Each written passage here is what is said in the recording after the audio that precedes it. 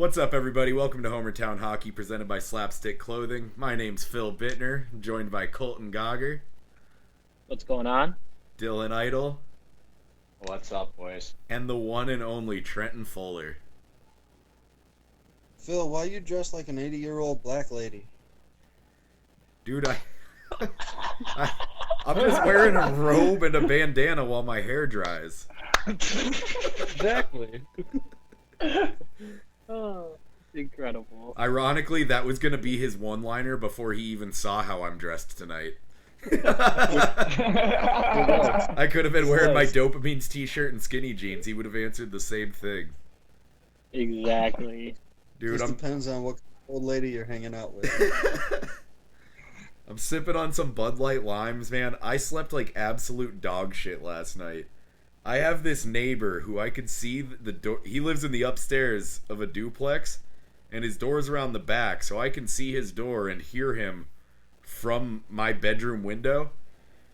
I go to bed super early. I gotta be up at like 6:45 in the morning, and I wake up to my neighbor. He does this sometimes. He gets so fucked up he can't find the hole with his key to get in the door.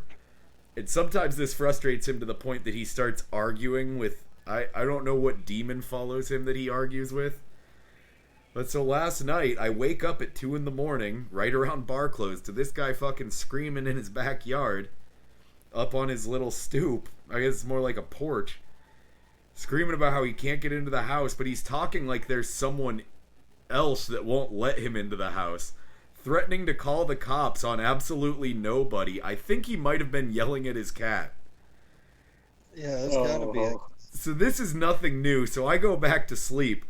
At 3 o'clock, I'm woken up again because this guy is still out in his yard yelling at whoever. God. He still hasn't called the cops, but he's apparently steadily still been threatening it for the hour.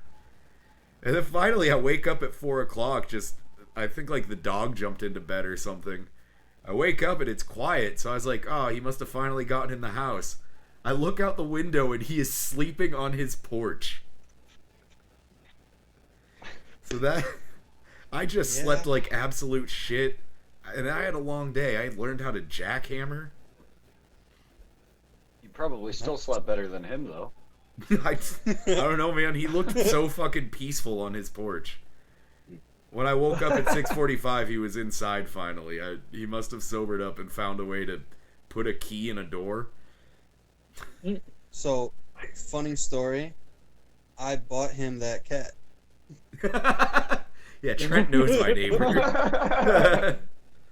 Oh, he's my boy, but I was not super happy with him this morning. Yeah. I think it was the cat he was yelling at, because at one point he said, I could see you in there. And I was like, yeah, dude, it's your cat. Where else would they be? Like, does this dude live alone, or do you not? Well, other than his cat. And Tony sometimes. Yeah, sometimes Tony comes and stays at his house, like, whether he wants him to or not. Yeah. Oh, that's amazing. So that's my life now. That is amazing. And hey, when you need to relax, Bud Light Lime. Yeah. The BLs, baby. BLL. No free ads. But yeah, we want to apologize for the break. We've been crazy busy. Almost all of us have new work schedules or new jobs, so our apologies for delays in episodes and everything. But let's just get right into it, because we have 2 breaking news stories from this morning, and we'll get to the one that I know Dylan is dying to talk about and hear the conditions of. And it is that Duncan Keith officially waived his no-trade clause this morning and was traded from the Chicago Blackhawks to the Edmonton Oilers for Caleb Jones, who is a defenseman, and a conditional 2022 third-round pick. And here's where shit gets weird. That pick becomes a second-rounder if Edmonton wins 3 playoff rounds in the 2022 season, and Duncan Keith is among top 4 defensemen in ice time during those 3 rounds. Well, one of those things may happen, but I doubt either of them do. Yeah. You think Duncan Keith just wanted to get out of Chicago? To Edmonton? I don't know. I think Chicago. Chicago did not want Duncan Keith out. I'm in Chicago fan territory, and I have seen so many fucking people crying about this trade, and the Blackhawks fucking fleeced them. This is the only good trade that I think I can point out in Blackhawks recent history. Holy shit, Bowman finally did something right. Ken Holland is on his way out and decided to save Bowman's ass on his way. See, I was wondering if maybe Anyway, continue. I was wondering where Keith is from. He's actually from Winnipeg, so it's not a geographical thing. Yeah, I don't know. This isn't the defenseman named Jones that I expected to see traded this early. No, it's not. The other thing, too, that I find really interesting is that it sounds like they didn't really consult Duncan Keith. They kind of said, hey, we're going to move you, and you're signing. Your no-trade clause kind of no matter what. And it's kind of been building to this point, according to some things I've read, is that Chicago was just like, we want you off the books, you're fucking gone. I mean, is it hard to convince someone to get out of that organization right now? That's what I'm saying. Yeah, for sure. Absolutely, for sure. But, I mean, the end was nigh for Duncan Keith. That's about 2019. Don't we all kind of think? Yeah. I mean, I can't believe Chicago didn't retain any salary. Yeah, that was the other part. No salary was retained at all. Yeah. But Phil, do you have what's left on that contract? 2 years at a 5.538 cap hit. Yeah, a little over 5.5 basically. That's not bad. No, it's horrible. Yeah, it's a terrible way to keep spending the money that Connor McDavid left on the table. So you desperately require the one thing that the franchise needs right now is a number one defenseman, and you go out and get a 37-year-old with $5.5 million on the books for 2 years. You are already in cap hell with Connor McDavid making what he makes and everyone else just not doing shit on that team. And you go out and get someone by giving away a decently ceilinged prospect. I mean, he was not even a prospect. He's an NHL defenseman at this point. But, I mean, he's not a consistent, he's not ever going to be the number one, but, I mean, his ceiling is there to be a number two pairing. And you go out and get someone for maybe one good year out of him, praying to God that you get this cup this year. Whose ceiling is also the window at this is point huge. Yeah, and at this point, Duncan Keith's ceiling is probably 2 years of being on the second pairing. If that. Yeah, I don't know, man. I hate this trade, but might just be me. My favorite thing I saw today was somebody tweeted, that sound you hear is Connor McDavid screaming into the abyss in his supervillain apartment. I mean, they do have Adam Larson, who's just as valuable as Taylor Hall. But, yeah. I mean, Darnell Nurse, I guess they're looking at Nurse and Barry as their top pairing and looking to have Keith be on the second pairing. Like, that makes them more competitive right now. Like, this has to be desperation, like, get rings in the room to keep Connor happy. Yeah, this is we have to do something completely. Also, the other part of this trade that actually, literally, as I'm staring at this, just broke. Edmonton also is getting a minor league player by the name of Tim Soderlund in the deal. This sounds like a hockey player. Yeah. That's all. Yes, it does. Yeah. So we will move on from the Duncan Keith thing to the other news story that broke today, and that is the Ottawa Senators have hired Pierre Maguire as the head of player development, and is going to be reporting directly to GM Pierre Durand. Okay. I don't think it's that bad. I don't either. I really don't think Like- it. The dude's a fucking Yeah. encyclopedia with prior not only player development experience, GM experience, and the coaching experience. I think it's a good hire. Like, I truly do. I do too. Ottawa's going to be one of the best teams. Ottawa's going to be one of the best teams in the next 5-7 years or so. And I don't know, having someone with that much experience at the helm, or not even at the helm, just as an assistant, that's got to be valuable. Hmm. Like you said, prior experience in the job. The dude's a fucking encyclopedia. To quote Duran, it was a no-brainer to bring in Pierre Maguire, especially if he wasn't going to go back to TV. So, I mean, I'm sorry. So I was looking to see where he hit. Just back to the first story quick. On the plus side, they do have Oscar Klefbom. Should be back soon. In Edmonton. They see him as a top pairing guy. On the downside, acquiring Duncan Keith is definitely going to cost them their chances of being able to re-sign Slater Cuckoo.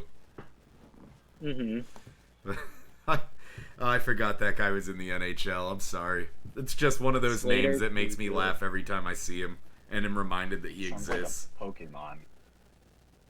it does. It does indeed sound like a Pokemon.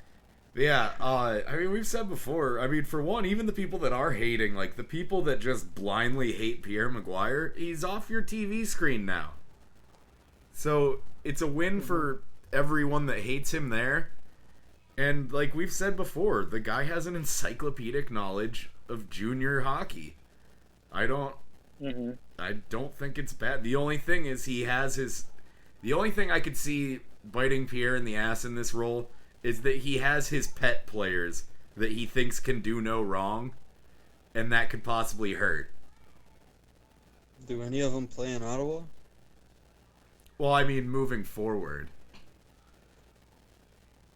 But Yeah. other than that, I think it's actually a pretty good move for Ottawa, and a good chance for Pierre, who apparently interviews for every GM opening ever but never gets it. A good You chance heard for that him on to cut in. I've heard that heard that on everywhere. Chicklets too. He talked about that on Chicklets. Oh, his what's his episode a name? while back.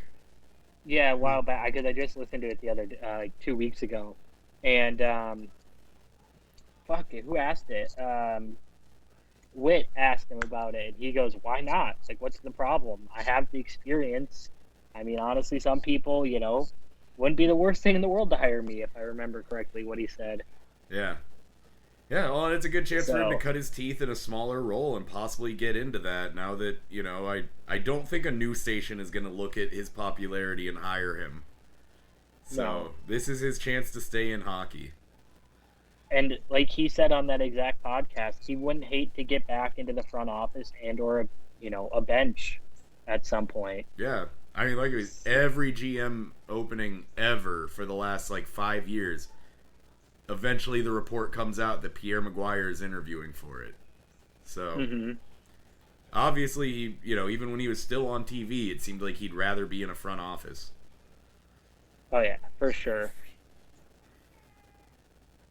So, yeah. For sure. Obviously, I mean, that's kind of the two biggest stories from today. We are going to move on, and we're going to talk a little bit about the Stanley Cup Finals. Tampa Bay goes back-to-back 4-1 series win. 5 games. This series was never competitive, to be honest with you. I don't know about you. It was kind of a dud after what I thought had been a pretty good playoffs in general from everything going on. I thought it would have been a great playoff run, and then to kind of end like this, the way an underdog maybe should end, especially an underdog like that. But I'll start with Trent, the #1 Montreal Canadiens fan in the world. Go ahead. I'm not happy, but I'm not sad. I really just don't care about this Stanley Cup Final. I didn't watch more than 2 periods of the entire series. I could be giving a shit less. I'm just kind of mad that Tampa fucked up the trophy. Yeah. Yeah, That's a dent. It's taken some That- bumps and bruises, but I don't know if I've ever heard of anything that extensive of a damage for the Stanley Cup. Well, They've since entirely you, lost the trophy once.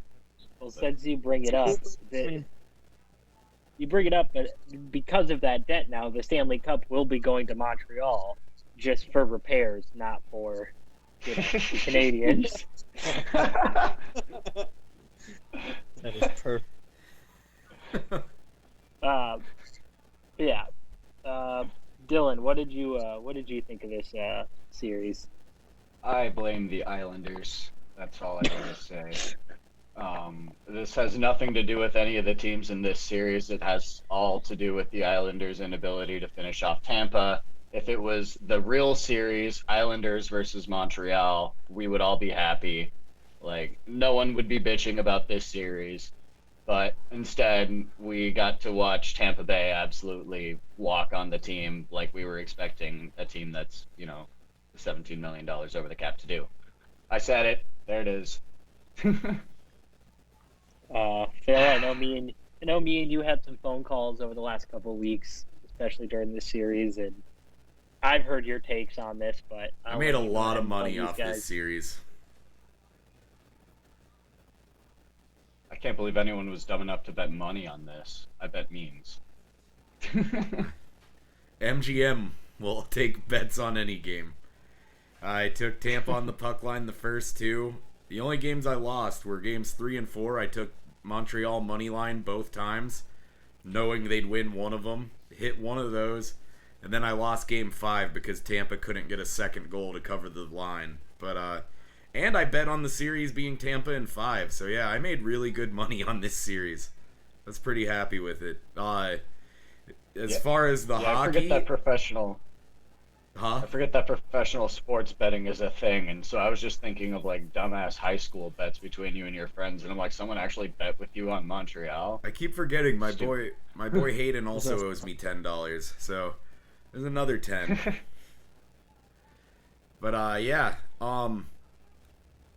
it wasn't a great series. That said, I mean, one goalie who honestly hasn't been as good as he had played, for the last couple months, was never going to be able to take them. When that's pretty much what your team is centered around, that's not going to get you past the Tampa Bay Lightning in a best-of-7 series. Especially when their goalie is actually better. And obviously Vasilevsky ended up winning the Conn Smythe for the entire playoffs. Yeah. Vass was so good this series. Like, let's just start His there. padding was way bigger than Carey Price's. Oh my god. Oh my god. Okay, hold on. Can we talk about the fact that Phil and I just had not only the same verbal reaction, but we both made the same like hand gesture to our head. I mean, your padding The puffs helium out when your pads. teammates jump all over you, and when the picture is taken with you closer to the camera than the other guy. And it's a fisheye lens. Or when you wear larger pads to take up more of the net. So isn't he just a much bigger guy too? No, 2 or 3 inches they're the taller. same. No, they're the same height. He weighs 5 pounds more on paper. I guess Fighting out of Blue this was corner. the same. Yeah, no, they could box each other in a sanctioned match. Now that's how we decide the Stanley Cup from now on. The two goalies box at Rough and Rowdy. Center ice, Game 7. Why not? Everyone else Still that isn't a RIP fucking Ray boxer Emery. is boxing nowadays. That is, yeah. Like I said, Vasilevsky was fucking lights out this series. Outside of what was it, Game 4, Game 3, when Tampa put up 6 on them, I felt like Tampa didn't really need to break a sweat. You know what I mean? This series, that was No. my big takeaway.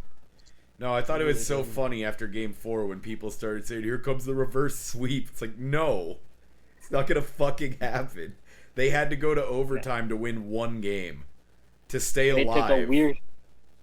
it took a weird rebound off the stanchion to do it. Well, and Kucherov, who should have won the Conn Smythe, missing the easiest tap-in goal on the back door with barely any time left in the third. That should have been that should have been the sweep right It's there. intentional. Yeah, I think It was Kucherov is intentional. winning. Oh, are we getting into Mayorgate? They're going. No. They were going back home. They were only winning it in Tampa. It was never going to be one in Montreal. I don't know. Because Yeah. then what happens if they lose Game 5? Do they throw Game 6 and allow a Game 7 in Tampa? They just turn into Tampa Bay and shit stomp them. Like, Like we've said before, though, if even one game is thrown, it's still the biggest scandal of all time, if that ever comes out. Yeah, and does anybody have any like true closing thoughts on the Stanley Cup? Congratulations to Tampa Bay, but I didn't find much in this. Like this, it was a fucking beatdown. I mean, I really think Kucherov should have won the Conn Smythe. I think it's Agreed. completely political bullshit that he didn't get it. A lot of people are mad at him for his quotes after the game about like what's his name in Vegas getting the Vezina and talking about how Montreal never had a chance. And personally, Yeah. I mean, I would fuck being mad at Kucherov for saying it. I'm mad that other players don't say shit like that more. I have a slight issue with him calling out the fans kind of unprompted, even if they were shitty. Just to call like I don't know. I think it's one thing to go after fans, especially a fan base like Montreal. We've seen how that ends for Boston before, but I don't know. Other than that, I didn't really have any issue with it. I love the heel turn it was- though, and then followed by him at the parade wearing the shirt that says 18M over the cap. I love everything about what Kucherov did. I don't care how many nose beers were behind it happening. The whole thing was great. How about Vasilevsky wearing the Conn Smythe like a hat today? That was fucking incredible. Also, if you don't dent the Stanley Cup at least a little bit, you're not celebrating hard enough. Dude, that's not a dent. dent. That's not a dent. That looks like what happens when I drop a Red Bull can and it gets a flat side on it. There's people that are there to fix it. It's fine. not the It'll first, be- won't be the last. True. First on camera, Exactly. or first that I've seen at least. Yeah, I don't Yeah. know. And that said, the run's probably over for Tampa. I guess we should probably grade Yeah. Montreal. Yeah, that's exactly what I was going to bring up. Phil, you brought it up, so you can go ahead first. I don't know, man. I mean, they weren't very good. They had a really hot start where we started talking about them, but even then reserved because we didn't trust that division. They made it to the Yeah, we Stanley reproved- Cup Final. I mean, it's got to be an A, especially based on expectations. I had them last in the division because I had Ottawa contending on the window for the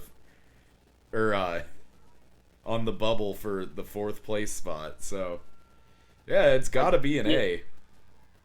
Yeah, I went back and listened to the episode that me and you did about the Canadian division, and yeah, we both kind of shit on them. We were like, "There's no way they're." At least I did. I was like, "There's no way they're competitive. They're going to be Ottawa level. Like, it's going to be those two fighting for the basement." And We almost lost our They made it sponsor. Stanley- yeah, Suck it, Jake. Yeah. Your team fucking overperformed. They're still not good, and they won't make the playoffs next year, but this year they get an A. they're a top 10 favorite to win next year in Vegas right now. Yeah, well, people bet stupid things all the I know. time. I know. But yeah, my grade's an A. Dylan, what do you have to say? Hypercritical.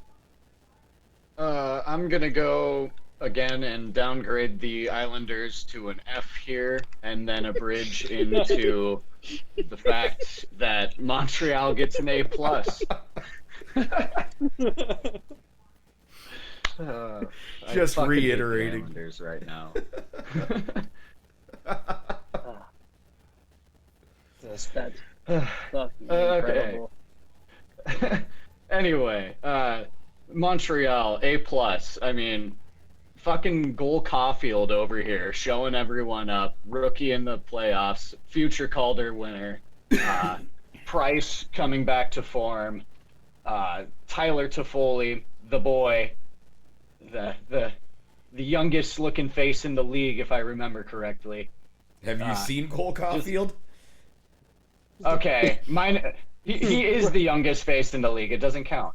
Bro, Cole Caulfield is playing professional hockey, and he still looks like a Pee-wee player because of how fucking big his jersey is. That's Caulfield's, because there's Casey Middlestat comes to mind when you talk about young-looking players, but Casey Middlestat's fucking huge. Casey Middlestat was huge in high school. He played my high school all the time. Yeah. That dude was big in high school. Didn't you play against him once? Yeah, we played outdoors. I didn't play against him. Oh. It was the year after I graduated, but my high school played his high school outside in my hometown for like this. We have a thing called Hockey Day Minnesota. It is our Heard of fucking it. it's our winter classic. Yeah. And they did it outside next to the rim, just this fucking blown up thing. He had like 4 goals. Yeah, he isn't did that the shit on hockey my high hair school. thing? Yeah. No, that's during the state tournament. Oh, okay. But yeah, Trent, I'll let you give your grade now. I don't want to grade Montreal. I That don't means it's acknowledge- good, but he doesn't want to say it. Yeah, I'll speak. I mean, I'll speak. they made it to the fucking Stanley Cup Final. Nobody in their right mind would have ever bet on Montreal to make it through the playoffs, let alone the first round. Like, the only way that you could try to downgrade it is because the final was not as competitive as people wanted it to be. Fair. Them as a team, they get an A. And then Alright. I'm about to cry because I just said that. I'd say their season gets an A. Them as a team does not, but yeah. Yeah. Can we talk about how they're not going to make the playoffs?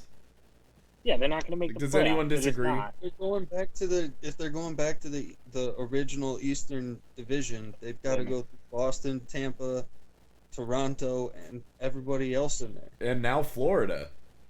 Yeah, Yeah, they're there's fucked. no way. No way. Yeah. Yeah. So yeah, they're not making the playoffs. I'd love to see. We'll talk more about them in the off season because I'm fairly certain that team actually is going to be super interesting to follow this off season to see if they do potentially make a move or not. Who signs Corey Perry next? Carey Price gets traded, all-time high value. Well, I hope Corey Perry signs with a fucking eye doctor this off season.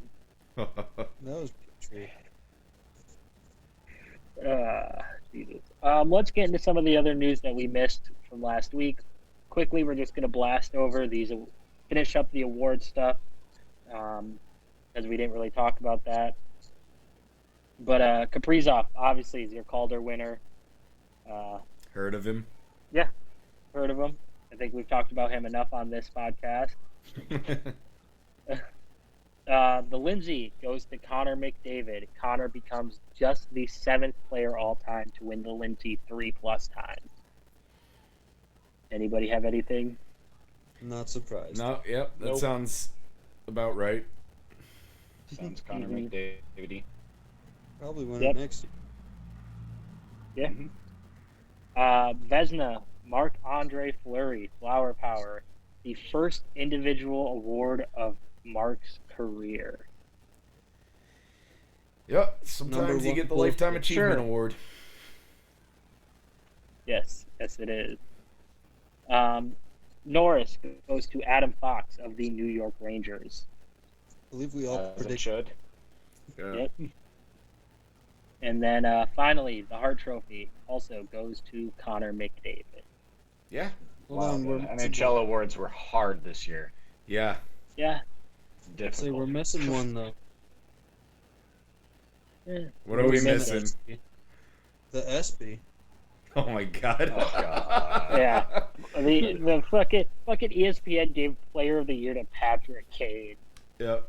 They still give Stephen A. Smith a show. I'm not surprised. Oh, I don't.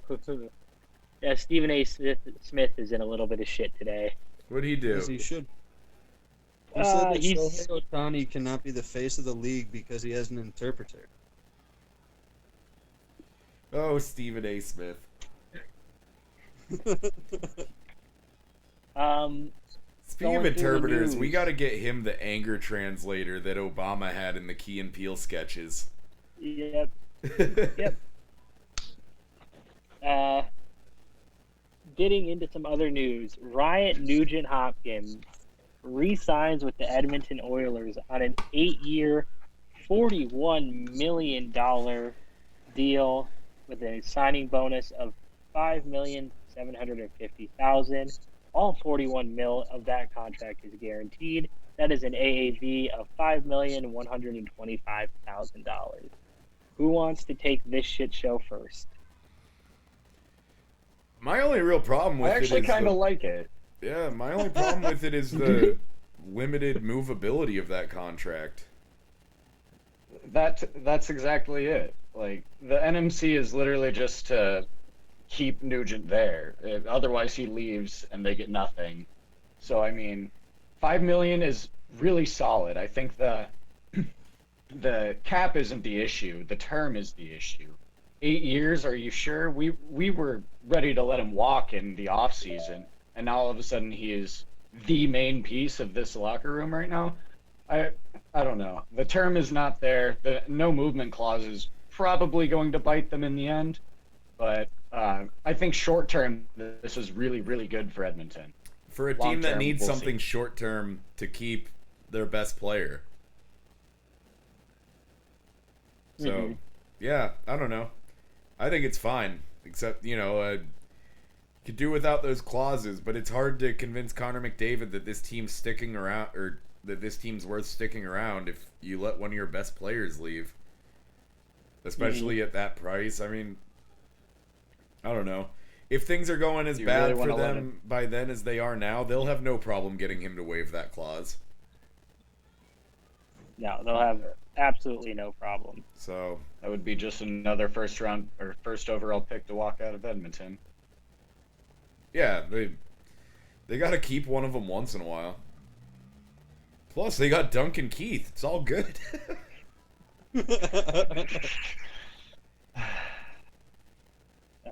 Right? This makes no sense to me. You have a failing player and you give him in essence, a max contract. I don't see why you gave that guy that deal, because then what you're saying, as we'll talk about in the next contract signing, you're saying Ryan Nugent-Hopkins at his age and his productivity is worth what Joel Eriksson Ek is worth, and I just don't think that's the truth. I think you just got a better deal. Yeah, I mean, he's But in his prime. I don't know about a failing player. He was on pace for like 25 goals and 30 assists in an 82 game season this year. I don't know, but wasn't he playing? I mean, playing primarily third line minutes. Something to be said I for don't know. center It depth. just- Well, yeah, I when don't- you're at third, when you're a center behind McDavid and Draisaitl, Right, it's gonna right. happen. I don't know. I don't see the value. Not even the value. I just don't see Ryan Nugent-Hopkins being worth in essence, a max deal. Pretty sure he's been on the trading block for like the last 3 years, so I don't. Exactly. Just to come out and sign him with that and a no move clause, like you've been trying to trade him. Apparently nobody wants him, so maybe you don't even need the no move clause. Mm-hmm. Exactly. I don't know. It's the thing is he can hop up and play on the wing on a higher line if they need. And when you look at their center core, it's pretty solid. Obviously McDavid, Draisaitl, Nugent Hopkins, Cahoon. I didn't know he's listed as a center. I don't think it's that bad, man. I think, like I said, like me and Dylan both said, the clause is bad. the term could be bad, but if it's not going well, it won't be hard to get him to waive that clause. And it's not so much money that a team won't take him. Granted, he will be like 36, so Yeah. I don't know. I don't know. I think We'll it's see. fine. I don't think it's like a super savvy deal or anything, but I think it's fine. It's definitely one to revisit in a few years. Yeah. Yes, absolutely. I've already brought him up, so we'll just move on to it. The Wilds signed Joel Eriksson to an 8-year, $42 million contract last week.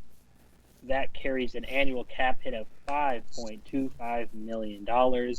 Eriksson had a career-high 30 points, 19 goals, 11 assists in 56 games played last year for the Wild. Came in 4th in selfie voting. So as for long as one, they keep that line together, I think that's a great deal. to touch on you said about not liking it because this puts Nugent Hopkins and Eriksson at the same value. It really doesn't. Eriksson was a restricted free agent. Hopkins wasn't. True. So True. there's that. But I mean, yeah, I can't say that Nugent Hopkins' deal was good, then turn around and look at a player half his age putting up slightly higher numbers and like say anything other. I mean, yeah, it's a great contract for the Wild, especially to get it when you can get a young player locked down for 8 years when he's good. Fuck yeah. According to Billy Guerin, the deal took 2 days to do. He called Joel's agent and said, "Hey, I want to sign him to a contract." He goes, "Cool, the kid wants 8 years." He said, "Done." Like he said, it took all of 2 days and 2 phone calls to get it done. Just because I don't want to talk about it super long, because like I said, this can become a Kaprizov podcast. This is step one in getting a Kaprizov deal done. You lock up somebody who's probably going to end up being his line mate at some point. That's going to make the kid want to stay around. This is just step one in a Wild off season, so I have no issues with the deal. And I never saw anything about a no movement clause, so fuck it, I'm cool with it. Well, yeah, he's not even eligible to have one until his. If there was one, it would be a while before it comes into effect. Finish up your thoughts. Exactly. I'll look and make sure there isn't one. Yeah, no, like I said, it's a step one in getting a Kaprizov contract done. Obviously, things are going to change before Saturday, but at least you have his future line mate locked down. So starting in the 2024-25 season, he submits a 10-team list of teams he's not willing to be traded to.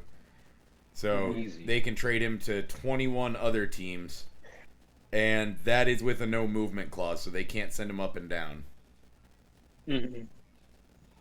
What? Maybe 22. Got it. No, because they can't trade him to themselves. Wrong. Yeah, they can. They can move into a different line. Hey, Joel, I'm going to need you to pack your shit and go to the other side of the locker room. Kaprizov in the cafeteria. You can't sit with us. We wear pink on Wednesdays. I don't want to be with shit players, Joel. God, I love when there's a chance to make a Mean Girls reference anytime in life. God, Joel, you're Dylan, so stupid. Dylan, do you have any comments, or are you just vibing over there? No, I was trying to say that fucking Bill Guerin has to be one of the best GMs in the league right now. Assuming he re-signs Kaprizov. If he gets Kaprizov done, put him in the fucking Hall of Fame of GMs right now. Especially if he gets the 8-year done. Getting Kaprizov in the locker room in general, I always said was a nod to Guerin's ability. And now locking down Eriksson Ek to the same fucking deal that you got out of Nugent Hopkins, that's robbery. I think it should have been significantly more. I think Nugent's deal is fair, but Eriksson Ek got robbed by, I think he should have gotten significantly more for his value. So I think Bill Guerin just ran away with this. It has to be a nod to him. So that's my thoughts. I think Guerin had kind of a great grooming process, when he joined the Penguins organization, working, in the office. It was Ray Shero who waxed teams at the deadline on a regular basis. And then he got to work with Rutherford, so he got to see a good builder.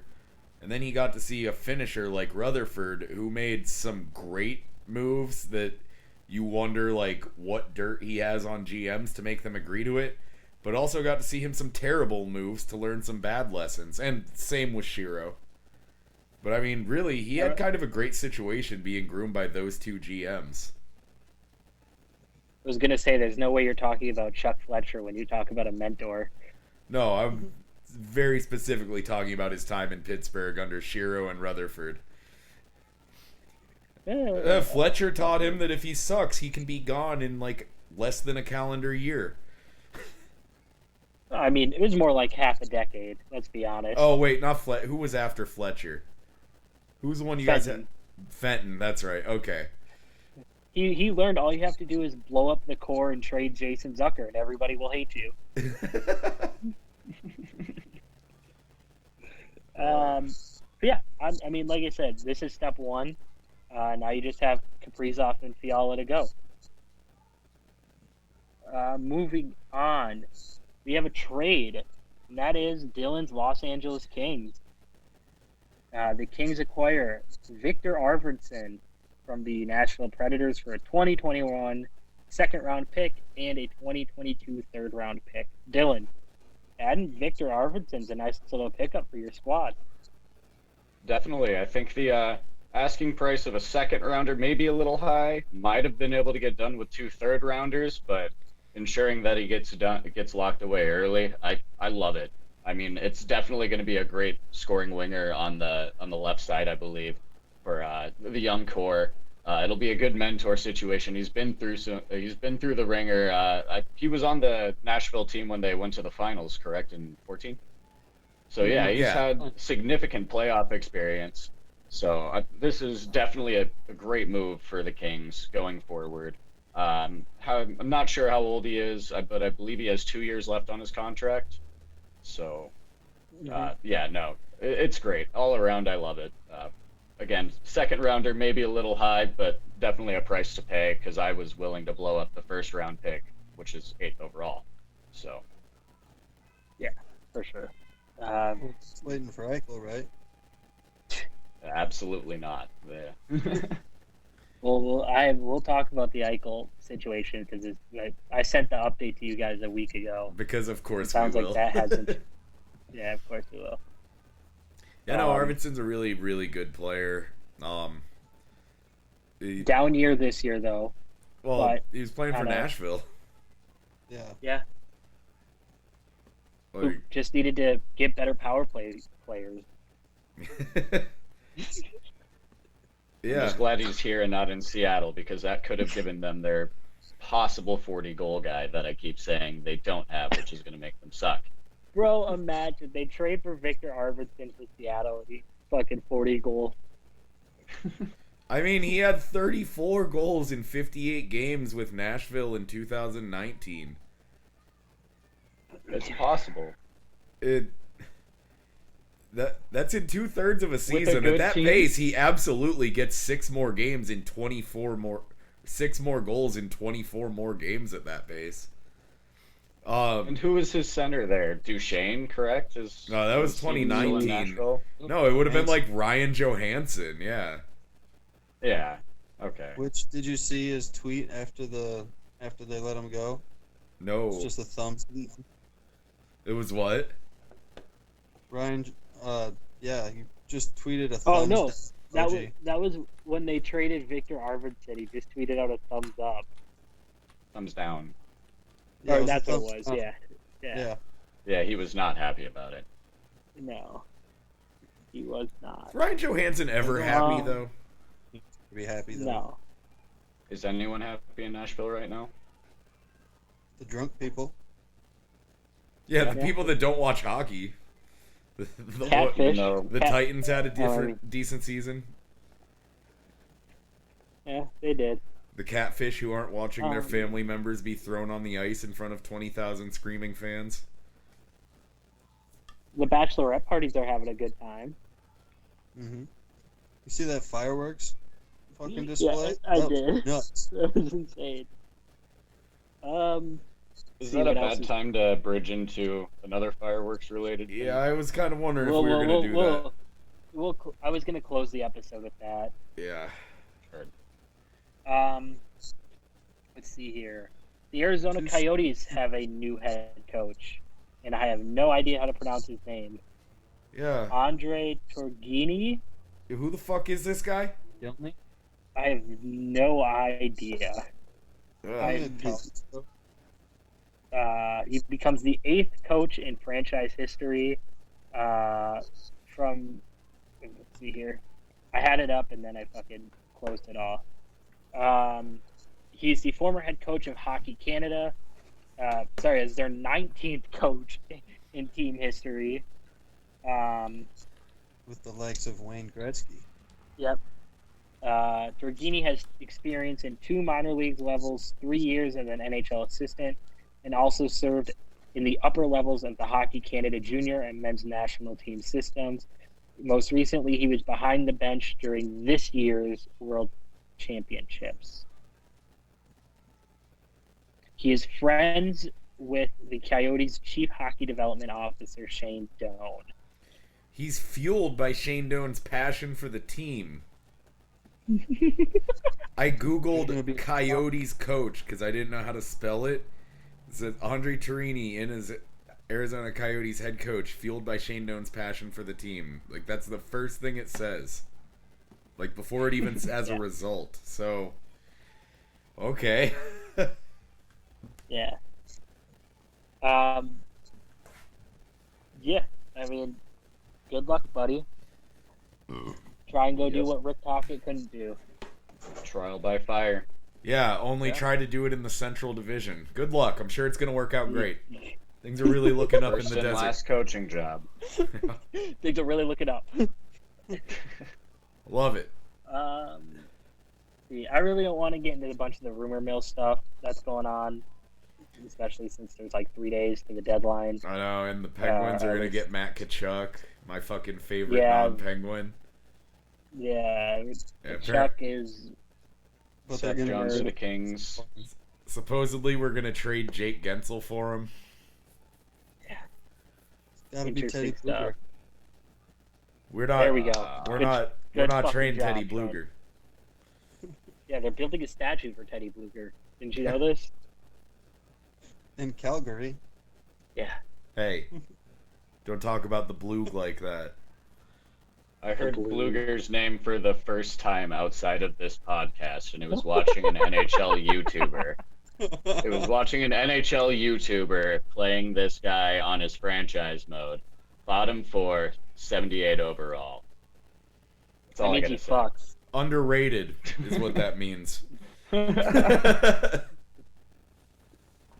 Let's see what else is going on. That's right. On Wednesday, The Athletic reported and confirmed that St. Louis Blues goal scorer Vladimir Tarasenko Ooh. requested a trade. And apparently, this was not a new development because the Blues had "quote unquote" been actively looking for a trade partner for Tarasenko for some time. Yeah, he was pissed when they gave O'Reilly the C. He was. Dylan, what do you think about this? I know you said something about Seattle when I sent this in our group chat. Yeah, this could very well be their legitimate 40-goal scorer. If it wasn't Arvidsson, it could be him. I mean, they have to have someone. Like, I don't think that he's guaranteed, but I mean, Marchessault wasn't a guaranteed guy either, and look how he turned out to be. Like, I really think that he could end up being.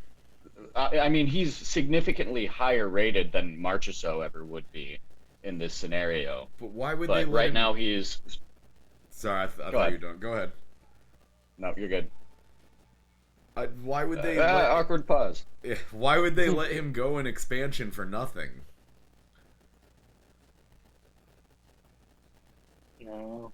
I don't think. You it's have to Seattle. let someone go. They have players. I mean, that- cap situation. I mean, you can still trade him. Is the thing.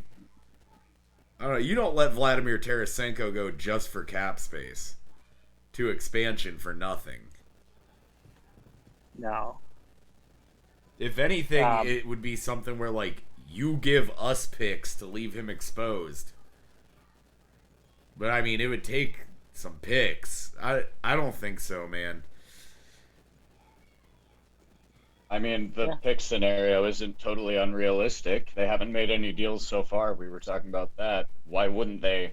Like, they were already saying that they were willing to spend big on these prospects or these potential trades or free agents. So why not go for right now, who I think is the biggest name available that isn't Eichel or Landeskog? Because I don't think it would be very smart to give up what it would take to get Tarasenko for an expansion team.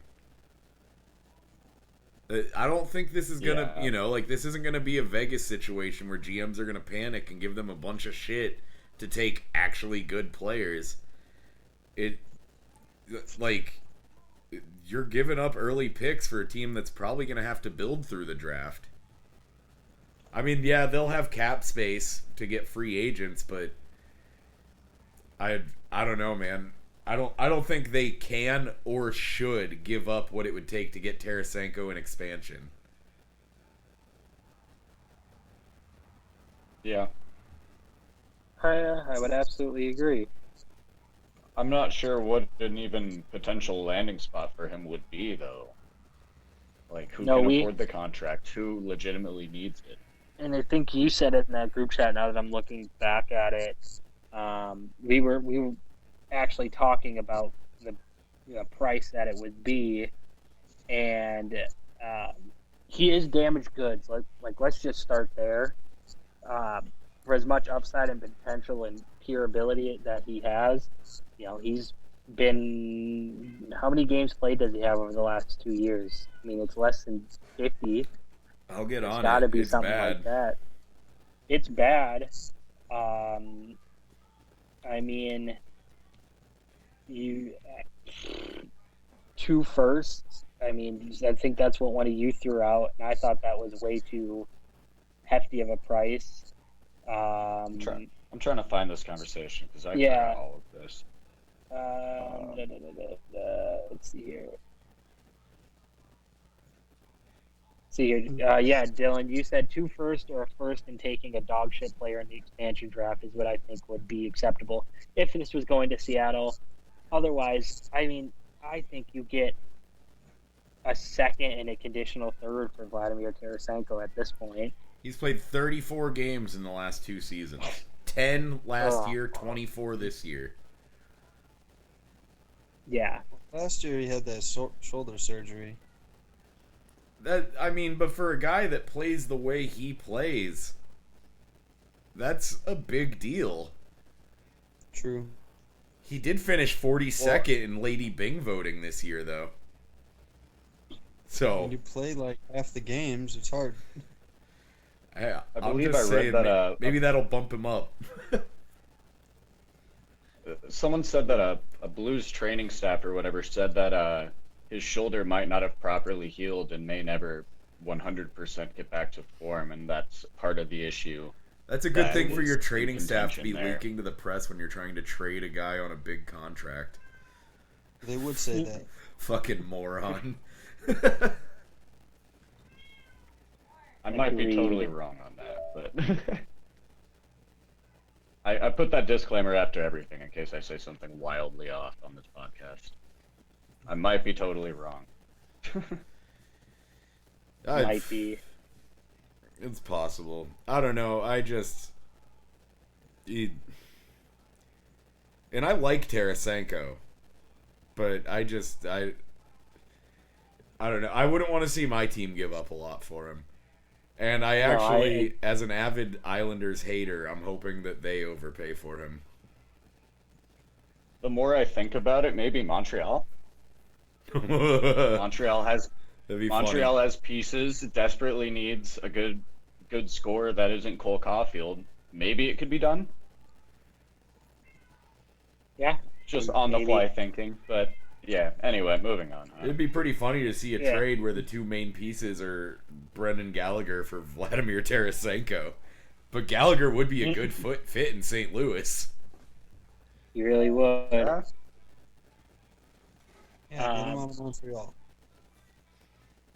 Exactly. like I said, right now there's a lot of rumor mill stuff, especially with the expansion list needed to be submitted by Saturday, and I really don't want to get into a bunch of like the skeptic shit right now because a lot of this is, kind of like the NFL. It's a lot of smoke and mirrors at the moment.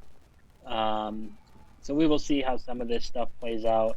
The one thing I did want to bring up, because I knew it would spark a ridiculous conversation in here, is the fact that reported and confirmed by The Athletic is that the Buffalo Sabres are looking for 4 pieces that equivalent to 4 first-round picks for any Eichel trade.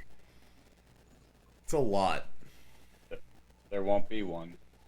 No, Yeah. they're like I said in the group chat, they're pricing people out. Yeah.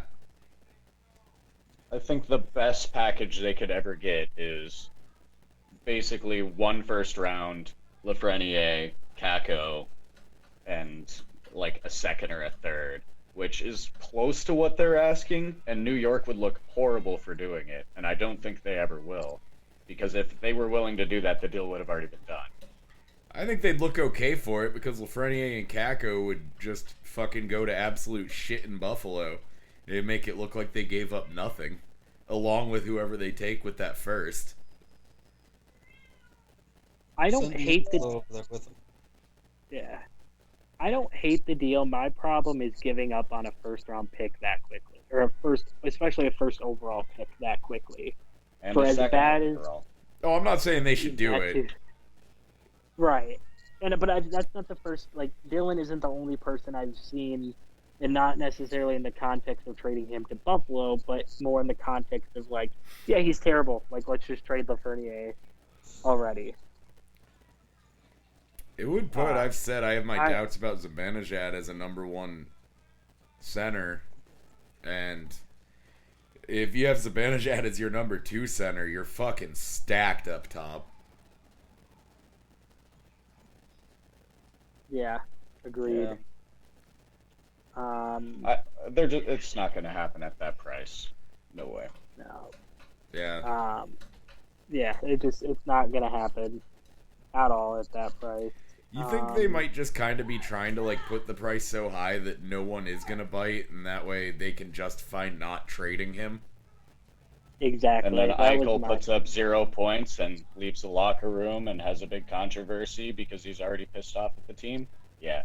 The team has already talked about how they're going forward, and they've literally named off players, including everyone except for Jack Eichel. Like, he is not a part of this team. Everything is saying that he's getting traded. It's just not going to happen at the value that they want. They're going to have to settle. And Buffalo is never going to win this trade. I mean, that was the consensus before any of this came out, but it's just looking really, really bad right now. Agreed. And Boston wants him in Boston. Well, the writers. or do you just want him in Boston? No, I don't. I don't want to give up what they're asking. It'd be cool to have them, but not at that price. Mm-hmm. Yeah. Agreed. And Buffalo also has a first round pick again. It's like a number 1 overall pick. So But it's a defenseman. it's gonna be They Owen already have fucking. Rasmus Dahlin. It's gonna be Owen fucking Power at number 1. So he can roast on the back end, getting sold out by their absolute dog shit forward group, demand a trade, and then we're back to Buffalo. I've seen this before. Exactly. We'll get into some of the. I want to save a lot of the unrestricted free agency stuff for potentially next week or 2 weeks from now, when we can kind of break those down a little bit more. But there's some big names out there that I didn't even realize how big some of the names out there were that are unrestricted free agents this offseason. You want me to pull up the list? Particularly, I was just pulling it up. At least the big names, that list I sent you guys, the like really big names that are currently out there. but my fucking computer's being slow, so hold on. I have the 2 cap seconds. friendly. Yeah, why don't you read it off? So I'll just go through. Some of these I don't really understand why they're up here, and there's some that are way above guys that they shouldn't be above. Number 1, Alex Ovechkin. God, I'd love to see him leave. Oh my god, can you imagine? Oh man, He's gonna sign in Tampa with Cooch. Tom Wilson's biggest fan would have an absolute meltdown. He's gonna sign in Tampa with Kucherov. Mm-hmm. That broken rib's gonna keep Kucherov out till next playoffs, so Ovechkin's gonna keep it afloat till then. After they trade Stamkos. For early negotiating rights to Ovechkin. Ryan Getzlaf. Could be a solid one if you could get him for the right price, honestly. Agreed. Taylor Hall and David Krejci and Tuukka Rask all right in a row, 3 through 5. Trent? I think they signed 2 out of 3. You have a specific even 2 out of gonna 3, or you just think one of those has to go either way? I think Tuca comes back at a very, very short leash, Yeah? and I think they re-sign Taylor Hall. I think Krejci goes back to Czech. Plays with Yager. Because Krejci said that he's not going to play for any other team except for Boston, and so did Tuca. That'll go well. Well, Yeah, and I think Taylor Hall has too much value to let him walk. So yeah. Exactly. Yeah, I think a lot of it depends on what Taylor Hall is asking for. As he of already right said now- he's willing to take a discount to win. Yeah. Yeah. A lot of players say that. Have you met Patrice Bergeron? Taylor Hall is no Well, Patrice Bergeron. No. Well, when but you're Taylor Bergeron- Hall with all-time low value, you take what you can get on a winning team. Yeah. I don't know. He didn't Yeah. have that good of playoffs. He had a great post-trade deadline, but the playoffs, he was kind of non-existent. I say if Boston can give him anything over $3 million, he needs to take it. I could see them offering him like 4.5, especially if they don't sign Krejci. I say they even make him go further down just to solidify that core. Be like, well, if you really want us to build around this, get you that cup win, then you got to take a deal. We already have pieces, but let us add one more by taking another hit. And I feel like he would do it. You think they would do like a weird structure where he gets really low salary for the first like 2 years, and then once like the core is gone, it bumps back up, so he becomes part of the core? There's this fun thing called pay bonuses too that I'm Yeah. sure they will.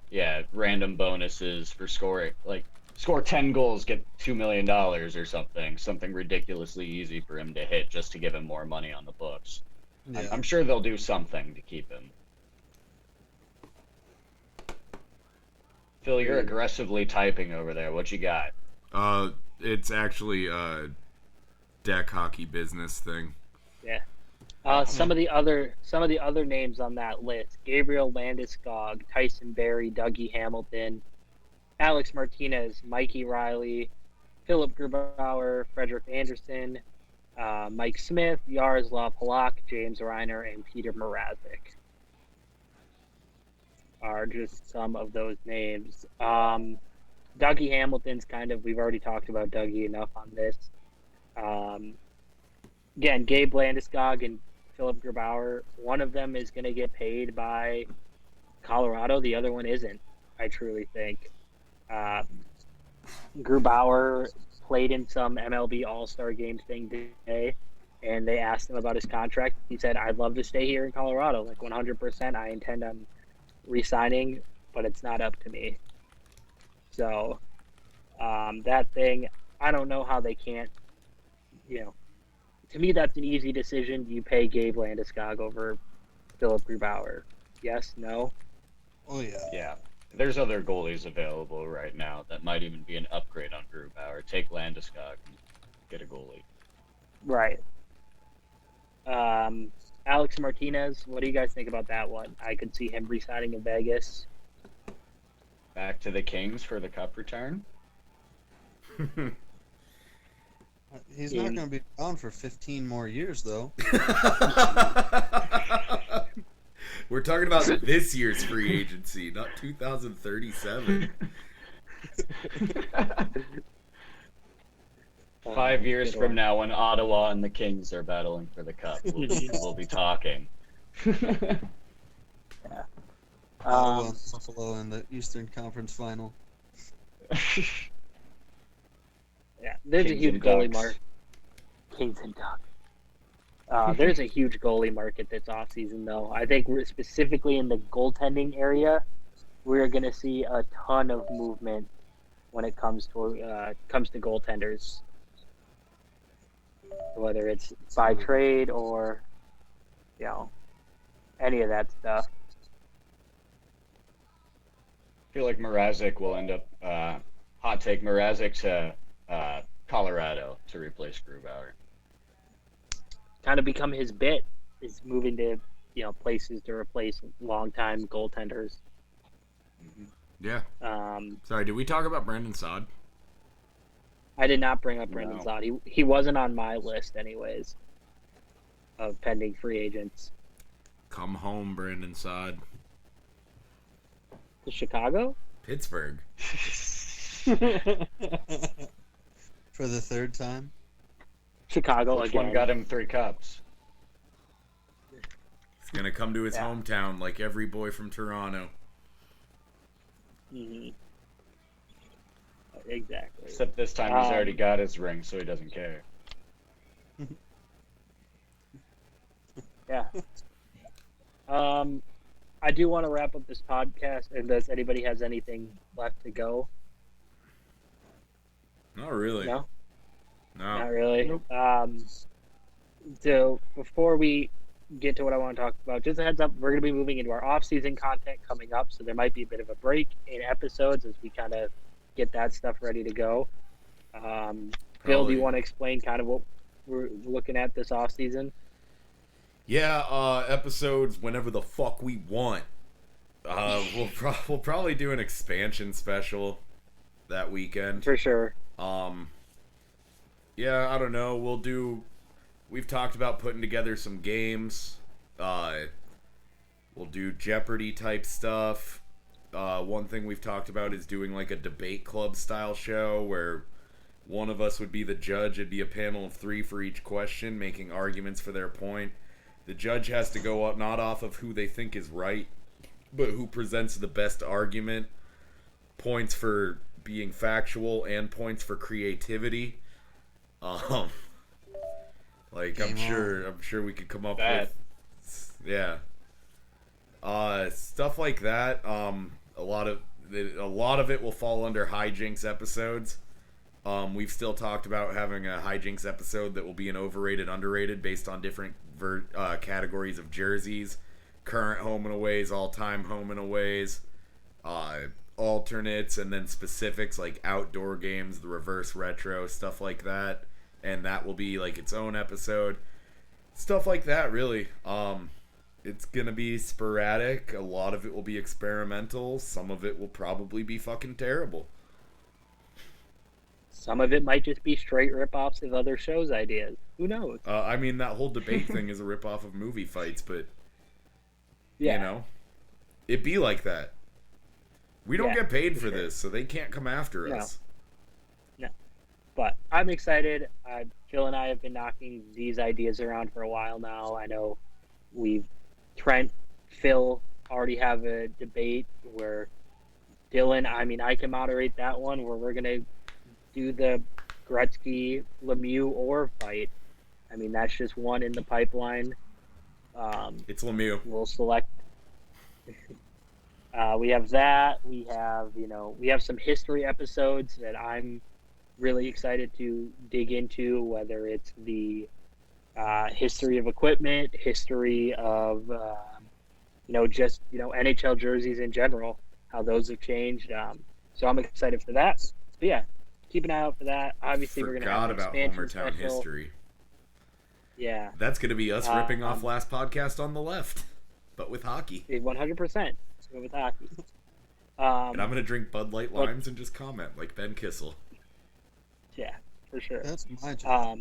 It's both. We are all gonna be Kissel. We are all Yeah. Ben. We obviously will stay up to date with news and stuff, though. Like, we're for sure. I think we should just dedicate one entire podcast just to the expansion draft before or after that happens. That's for sure going to happen. When free agency opens, obviously we're going to monitor that. So we might even put out some sporadic news episodes just so everybody keeps an update. But we actually have plans for this off season. We're not just going to wing it, and I'm actually super excited for it. Yeah. Do we want to do sure. an FLFORUR? Favorite, least favorite, overrated? Those are the letters I said. Yep. I just said it real quick. See if anyone would pick it up. That confused the fuck out of me. I got it. I don't have a topic unless you guys want to do it. Well, let's come Ice up with cream. something. Ice cream? Ooh, okay. All right, All yeah, right. I'm about I was that. sitting on that one from All last right. week or last All time. right. All right. Well, Dylan, why don't you start us out? What are we doing first? Well, Favorite? favorite. What letter did you said favorite? Okay. Favorite, Oh, least definitely favorite, gotta do overrated. FLFORUR. Come on, dude. Anyway, it's got to be specifically, and I'm gonna totally class myself here. Great value cookies and cream ice cream. Any cookies and cream It has is to pretty be the solid. great value. Any cookies and cream, but the great value, it's only like $2 a tub. You can buy a ridiculous amount of it for ridiculously cheap. It lasts forever, and it only freezer burns a little bit.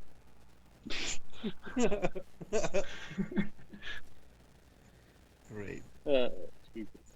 Phil, what is your favorite ice cream? I gotta go Moose Tracks.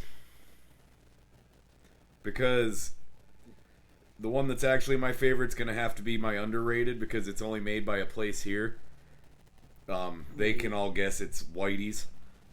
But yeah, I don't know, man. Moose Tracks, who doesn't like a peanut butter cup no matter what it's in? The specific type of chocolate they use, the fudge ribbon all throughout it is so good.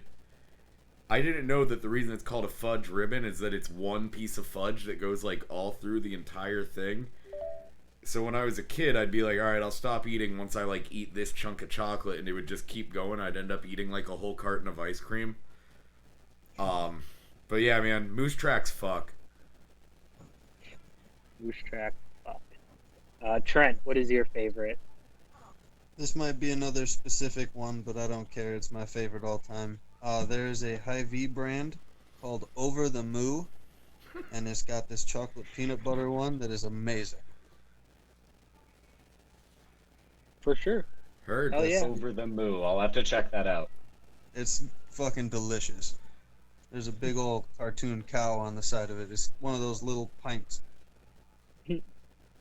I'm like Phil. My favorite is from a regional place here. Like, there's only one spot. So I can't pick that. But outside of that place, my favorite flat out is just cookie dough, ice cream. If I had to be specific about it, I'd probably have to go Ben and Jerry's or Tillamook, the brand out of Seattle. Kicks ass. But yeah, just flat cookie dough ice cream. That is my favorite. That's good because you can't just say Ben and Jerry's as your favorite ice cream. Right. Yeah, I know. You're like, what's I your know, I was favorite trying burger? not to- Definitely a cheeseburger. from McDonald's. Like, just get as basic as you can get with it. But yeah. Yeah, so that's mine. Just any type of cookie dough ice cream, really. Dylan, what is your least favorite? Okay, it's going to be the most simple. Chocolate ice cream. How I don't understand. My fucking guy. Let's How go. does anyone just eat chocolate ice cream? I eat one bite of it and I feel like I'm gonna throw up. Like, first, my stomach does not do chocolate at all, but chocolate ice cream, it's awful. You put chocolate on top of vanilla ice cream and you mix it together. That's how you enjoy chocolate with ice cream. You don't need just a mass of frozen chocolate. My fucking guy. Well, My fuck you fucking two. I'm gonna say anything with pecans. guy. Okay. I just Yeah, I mean, I don't sure. like nuts in a lot of things, man. I do like nuts is in a that lot of anyone's things. favorite? All right, it's my. Hold on. Nice pause right there, by the way. Yeah, we got Let's to clip that. Let's yeah, we clip need to clip that. Wait, what? You said I do like nuts in a lot of things, and then you stopped. You know? I stand by it. That'd be great. Episode title. I like nuts in a lot of things. All of our episode titles are just based on things I say about food lately. Don't lick your chips. Fuck you, baby.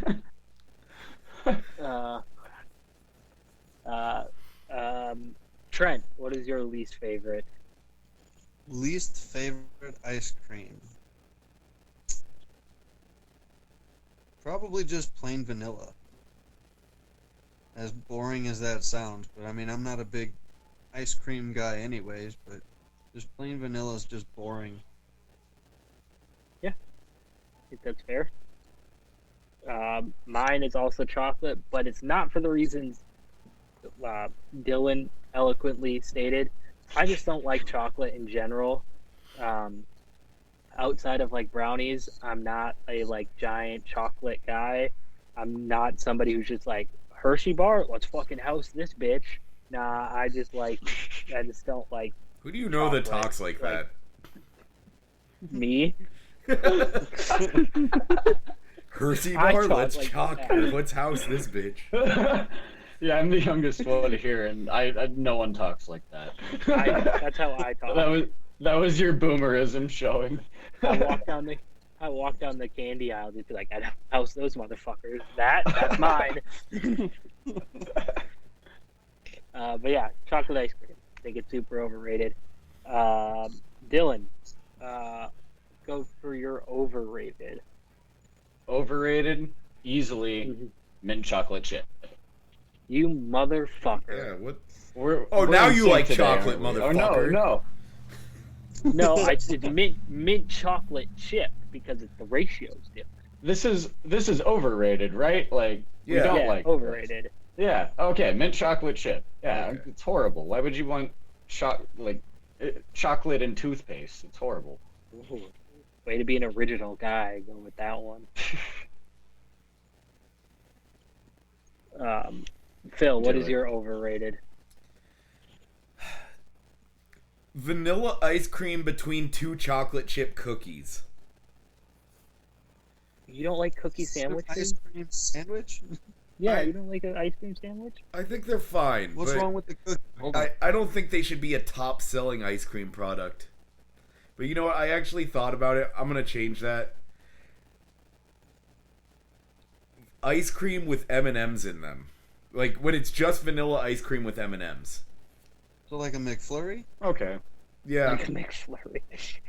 McFlurry's a drink. That's a whole different subgenre. We could do This we ice could cream separate machine never this works and do anyway. favorite milkshakes.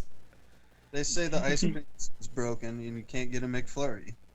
But I mean, all right, so for one, like both of them are basically just vanilla ice cream. But I don't know, like it's never like a high quality chocolate chip cookie. It's always the shit like a big version of the cookies at Aldi that you get like 40 of for like 99 cents. It's always that with the most boring ice cream ever smashed in between it. Mm-hmm. So Too Yeah. long to And- make a right. And then with the the M&Ms and vanilla ice cream, M&Ms don't spice it up enough to make it not boring. M&M's don't spice it up enough. There's your title. There's your title. You obviously haven't had the green one in there. Oh, that's funny. Trent, what is your God forbid you overrated- put some nuts in there.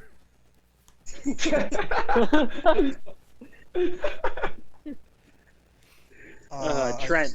That's the overrated. episode title. God forbid you put some nuts in there. Oh Jesus. It's got to be something to do with nuts. Overrated, probably Fancy. coffee flavored Thank you. ice cream. Thank you. I don't like the taste or smell of coffee anyway, so I don't get it. And other people do, so I don't get it. My overrated is coffee, but not for the reasons he said.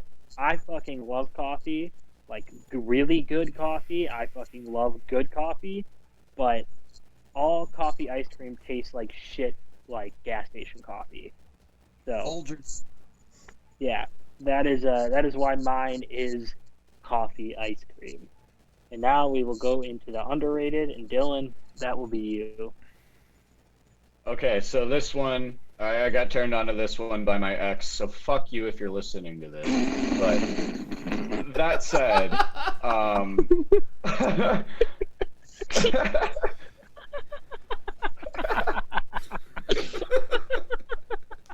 my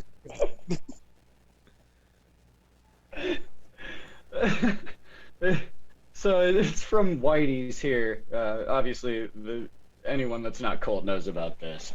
So it's the best ice cream in the Midwest. Should be best in the world, but it won the Midwest, which I guess isn't good enough. But it's going to be, it has to be the Oreo base with cotton candy flavoring.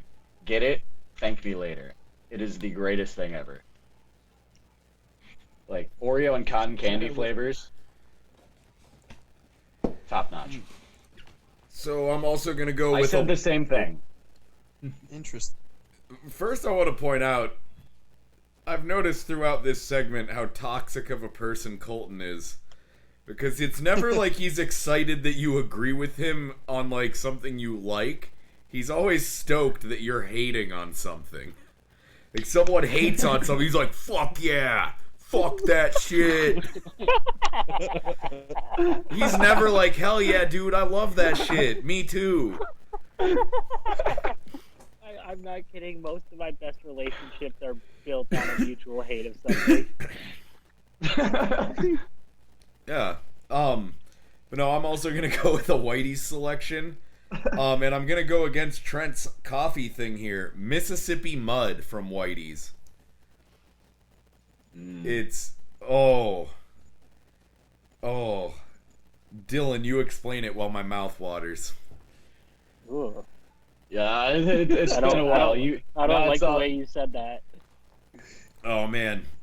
Let me pull Listen, up the nothing. exact description. There's kind of a lot going on with Mississippi Mud. Yeah. I moved out of the area for a while. It's been a minute since I've been to Whitey's. It's, oh my god. Mississippi Mud, mocha flavored ice cream with crushed chocolate sandwich cookies and a chocolate fudge swirl. Yep. Oh my god, it's so good. Even if you get it in a malt, because then they mix it all together, but even if you don't have the individual textures, just the way the flavors blend, it's Mississippi Mud. I only wish more of the world knew about it. It like Yeah, it's probably a very local thing only. Probably, well, it's off of the Mississippi River, so, and Whitey's only has it. if people could just see the light, like I don't know, weed would be legal. There'd be peace in the Middle East. They would have torn down NASA Coliseum 10 years ago. Just so the world would be so much better. Whitey's would be a national food chain. Everyone would be happy. Yeah. That's fucking incredible. Fun fact: the Mississippi River isn't actually dirty. It just runs really fast, so all the silt at the bottom kicks up, which makes it look dirty. I the swam in the cleanest it's Mississippi been River the other day, and I kind of disagree. I was about Yeah, to it's say pretty my dirty. hometown would disagree with that statement. There's a swim ban in my hometown because of how dirty the fucking Mississippi River is.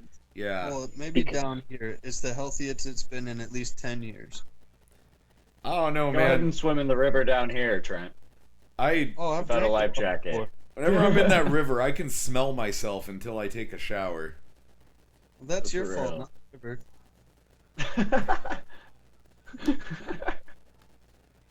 Ouch. Ugh. My underrated ice cream, orange sherbet. Yeah. It's perfect Respect. for a hot sunny day. That's all I got. See here. I'm trying to think of one that's like underrated, but I feel like everybody is. I mean, I said it earlier. Honey and Mackey's cookie dough ice cream. It's the fucking best. But really, I like any of those like kind of Cookie Monster stuff that have like cookie dough and brownie batter and candy pieces, like all like, you know, it tastes like a cookie of every kind. So I'm a big fan of the Cookie Monster, the packed out stuff. The other underrated one, even though it's really not that underrated, it's fucking. Again, I gotta be basic and go Ben and Jerry's, but the fish food ice cream, I fucking love that shit. Fish food ice cream. Yeah, it's vanilla ice cream Oh. with like Okay. with like little caramel fishes in it. Do you guys remember the old Whitey's Superman ice cream? No, but the ice cream place by my house growing up had a Superman ice cream and it kicked ass. Yeah. I've never had that one. Oh. Nope. Another underrated one from Whitey's is their fucking pumpkin one that they have in the fall. Their pumpkin pie one. Yeah. It's so good. I don't even care. Like, I got the hair for it and everything. It's so good. It's okay. You know what is Pumpkin like ice. sounds great to me in theory, but turns out not great? Gummy bears and ice cream. I love those gummy two- bears, but in ice cream they're too they're hard to chew. They give me a sore jaw. Okay, have you guys ever gone to like one of those old style buffets like fucking Bishop's or Ryan's or something like that, and they have them out on the salad bar, and they're always rock hard. So as a kid, I would put them on my ice cream, so excited for the gummy bears, and then you'd chew into it and break a fucking tooth. Oh man, rest in peace, Ryan's Steakhouse though. What a fucking buffet. Oh my god. Yep. Is that that's a national chain, right? I don't know. It's not just around here. Well, it's not around I've here literally- period anymore. I've literally was. never heard of it. Okay, well, I guess it's a here thing. Yeah, it's absolutely a here thing. Phil, you said gummy bears. My dad used to freeze Swedish fish, rip them in half, and then mix them up in his ice cream. That's kind of what's up. Swedish fish are one of those treats I decided I'm going to start buying because I bought some the other day and my girlfriend doesn't like them, and it's hard for me to find snacks that if I don't eat right away that I like can still have them. So Yeah. that's a hot commodity. Now that you're Right. mentioning Swedish fish, we just found our next overrated topic. What, Candy. candy? Oh, we already did one. Yeah, we've done We already candy. did. you- No, well, it was No, before we my did candy time. Sorry, I'm bars. new. I don't think we did flat out candy. Maybe we did. No, we did gummy. We did gummy candy. I was actually thinking Yeah, it just was like- dessert items.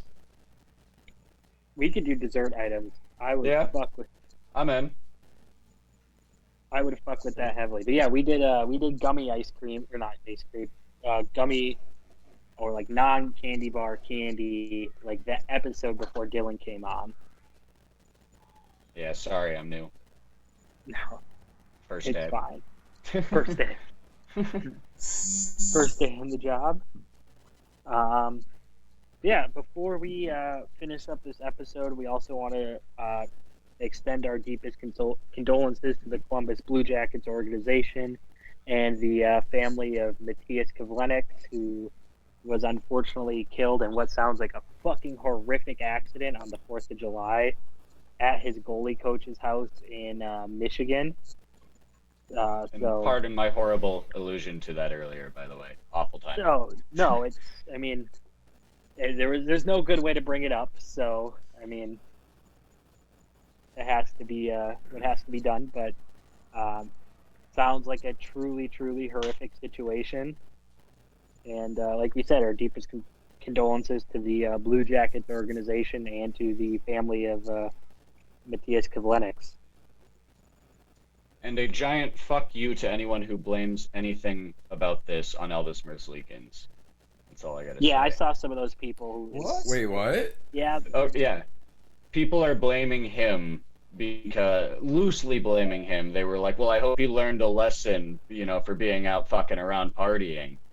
And basically, he responded by saying, "No, we weren't fucking around. We were enjoying ourselves. So a mistake happened, and he took one for all of us." So, there are people trying to spin this. Yeah, and it sounds like, we don't know the full extent, but it sounds like Kivlenieks was in a hot tub and tried to get out of the way, and just, it sounds absolutely horrific. And it was at his goalie coach's house. Just bad situation all around, and unfortunately, it's an extremely unfortunate event, and it seems like there's a lot of guys out there. I mean, obviously there's a lot of people devastated, but from all accounts, he's one of the most genuine guys out there in hockey, or was one of the most genuine guys out there in hockey. And seeing Nick Foligno tweet that gif of him hugging Kivlenieks in one of his last starts in Columbus before Foligno was traded was hard to watch. So, yeah. Yep. On Rest in peace. that, rest in peace indeed. On that bright note, we will see you guys down the road, most likely for an expansion episode coming up soon. Thanks for sticking with us all season. If you did somehow listen to this any of these episodes at all this season, we sincerely appreciate it. And I see the stats, Yeah. One so of our I know you episodes had didn't. like 35 viewers. One of our episodes had like 35 viewers. I saw that. It was my first episode. You're welcome. Perfect. Hey, shout out the Sam Kester interview, okay? Fuck you. That was a big one. Yeah. But Trent, send us out of the 2021 NHL season. My name is Trenton Fuller, and I approve of this message. Peace, fuckers.